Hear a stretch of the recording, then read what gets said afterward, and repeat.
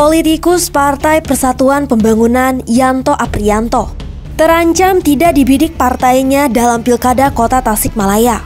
Hal itu diantaranya terindikasi dari pergerakan Ketua Majelis Pertimbangan P3 Kota Tasikmalaya, Budi Budiman, yang lebih condong kepada sosok lain untuk merebut kursi wali kota. Sosok lain itu adalah Ivan Diksan, Sekretaris Daerah Kota Tasikmalaya yang sudah masih berikhtiar untuk mengikuti pilkada. Pada Ramadan kemarin misalnya, Budi turut hadir dalam pertemuan Ivan dengan LSM, Gabungan Inisiatif Barisan Anak Siliwangi atau Gibas Resor Kota Tasikmalaya. Indikasi itu semakin menguat dengan manuver Ivan Diksan yang mengambil formulir pendaftaran calon wali kota dari P3 Kota Tasikmalaya. Ivan tidak datang sendiri, tapi mengutus perwakilannya. Dikonfirmasi via telepon, Yanto Apriyanto meresponnya dengan santai. Partai P3 sepertinya akan melabuhkan pikirannya, bukan melabuhkan orang, tapi melabuhkan pikirannya kepada seseorang gitu. Di luar ekspektasi saya dan teman-teman grassroots yang ada di P3. Kata orang nih yang nelfon saya lah. Nggak mungkin saya nyebutin satu-satu.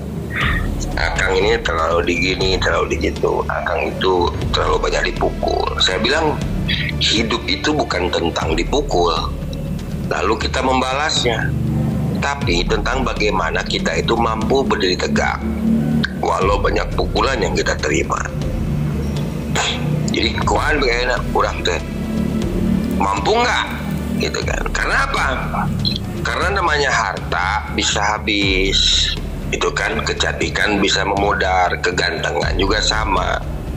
Manusia itu bisa meninggal, semua itu akan ditinggal.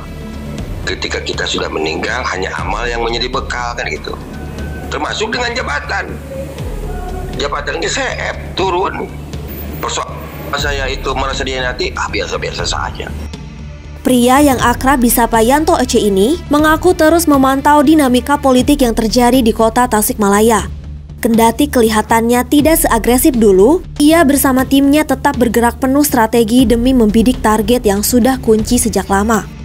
Semangatnya untuk maju dalam pilkada tetap menyala. Hal itu dibuktikannya dengan terus membangun komunikasi politik yang intens kepada beragam elemen masyarakat, mulai di tingkat lokal hingga nasional. Yanto memastikan dirinya tetap menjaga relasi politik dan sosial dengan banyak kalangan. Saya tahu lah, namanya hukum tabur tuai itu kan.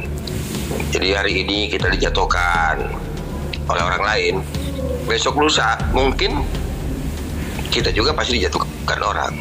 Hari ini saya menghina orang, esok lusa juga pasti saya dihina orang. Nah ini hidup, apa yang kita tanam itulah yang kita tuai.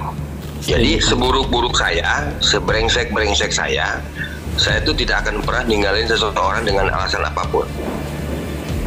Jadi seburuk-buruklah, sebrengsek-brengsek saya itu tidak akan pernah ninggalin seseorang dengan alasan apapun.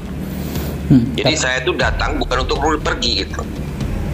Saya itu bukan seperti mereka yang datang hanya untuk mencari kesenangan lalu hilang. Setelah apa? Setelah merasa bosan dan lain-lain. Dan saya hanya akan pergi jika sudah tidak dihargai.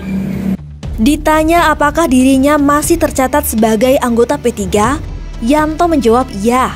Ia mengaku bersyukur bisa gabung dengan Partai Kabah itu lantaran mendapat banyak ilmu dan pengalaman. Namun, ia merasa peluangnya untuk maju dalam pilkada bersama P3 tidak sebesar dulu. Bukan lantaran dirinya yang menurunkan ritme pergerakan, tapi karena dinamika di internal partai yang berjalan di luar dugaan. Dukungan dari bawah mengalir deras, tapi tidak dengan segelintir pengurus teras. Apapun yang terjadi, Yanto selalu meresponnya dengan pikiran terbuka. Kita itu hanya tamu di atas tanah. Berbuat baiklah sampai tanah menerima kita kembali dengan baik. Itu Karena apa? Saya itu bukan tipe penjilat, Kang. Jika menjilat adalah salah satu untuk mendapatkan tempat yang terhormat, heran, anjinglah yang paling juaranya kalau untuk urusan menjilat. Itulah. Tapi kan saya mendorong pikiran saya dan teman-teman itu. Misalnya ulah capete gitu. Tapi jangan ulah kalah juga dengan keadaan. Jadi jangan kalah sama keadaan. Karena mental, rasa trauma, lelah boleh, sakit pasti, walaupun memang banyak pahitnya gitu ya. Mungkin kita akan menang, tapi tidak untuk sekarang. Nah, harus berdewasa, elegan, tanpa naon, tanpa mengemis, belas kasihan, biasa-biasa aja. Yanto menegaskan dirinya masih akan terus bergerak, melanjutkan langkah-langkah politiknya yang sudah dilakukan sejak lama. Beragam tantangan yang merintangi tidak menyurutkan semangatnya untuk turut berperan memajukan kota Tasikmalaya melalui jalur kekuasaan. Kalau saya sih masih ada semangat, dan bahkan mungkin teman-teman yang lain belum tahu semangat saya seperti apa kan gitu. Nanti lihat setelah ada putusan MK, kita menang atau kalah, nah baru kelihatan kan, oh ini tuh gerakan Kang Yanto gitu. Jadi harus berkelas, hidup ini kan harus berkelas. Berkelas itu bukan tentang kehidupan kita yang mapan, yang hedonis, bukan. Tentang bagaimana penampilan kita tuh yang mewah, bukan. Tapi berkelas itu ketika etika, adab, perilaku, sopan santun bisa dan mampu. Nah, kalimat bisa dan mampu menghargai dan menghormati orang lain dan di sekitarnya, itu aja.